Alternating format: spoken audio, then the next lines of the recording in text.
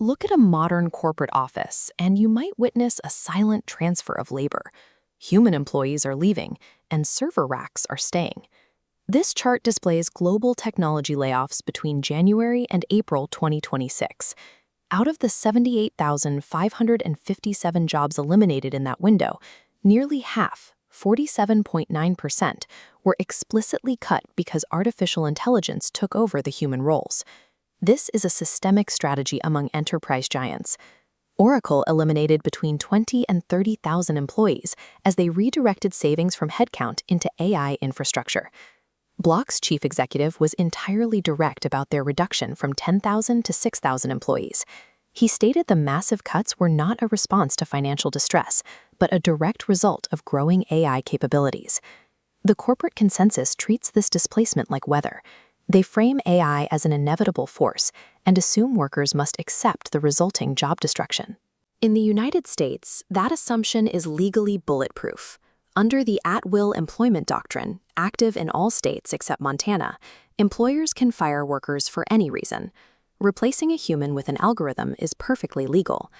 Even in the European Union, which actively positions itself as a strict global regulator, the rules miss the main point.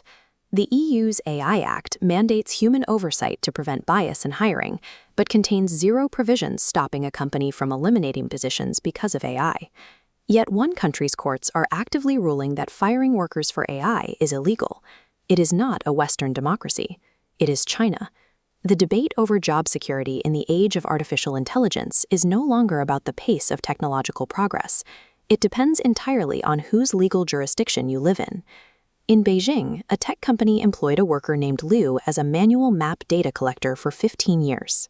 In early 2024, the company switched to an automated, AI-driven collection system, canceled his entire department, and terminated his contract.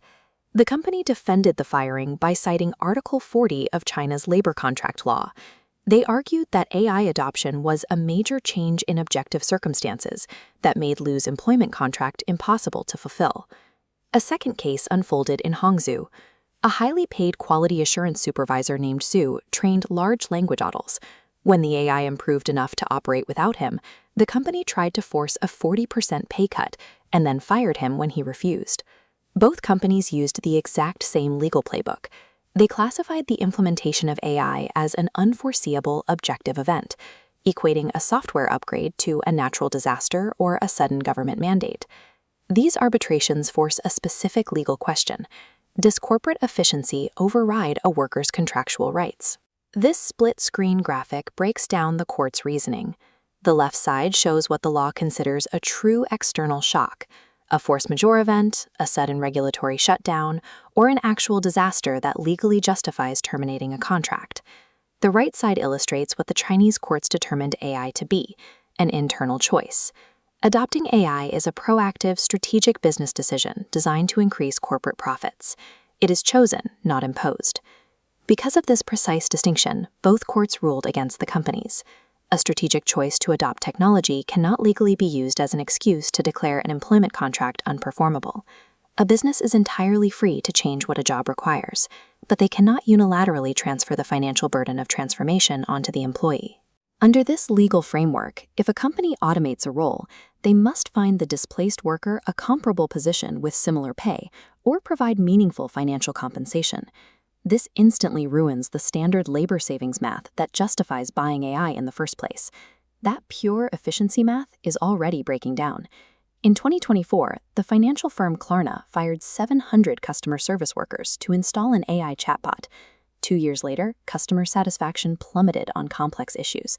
Repeat contacts jumped 25%, and the CEO admitted the strategy failed. They are now rehiring human agents.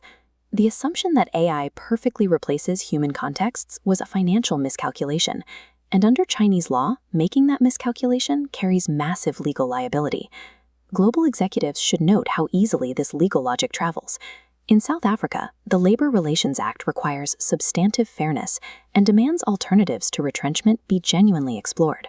Boards approving AI layoffs carry hidden legal exposure using the exact same principles applied in Beijing. China has no intention of slowing down its technology sector. Their domestic AI industry exceeded 1.2 trillion yuan in 2025. They are actively racing against American labs, but they are explicitly refusing to let their working class absorb the cost of that race. Western governments are holding consultations and drafting proposals that never pass.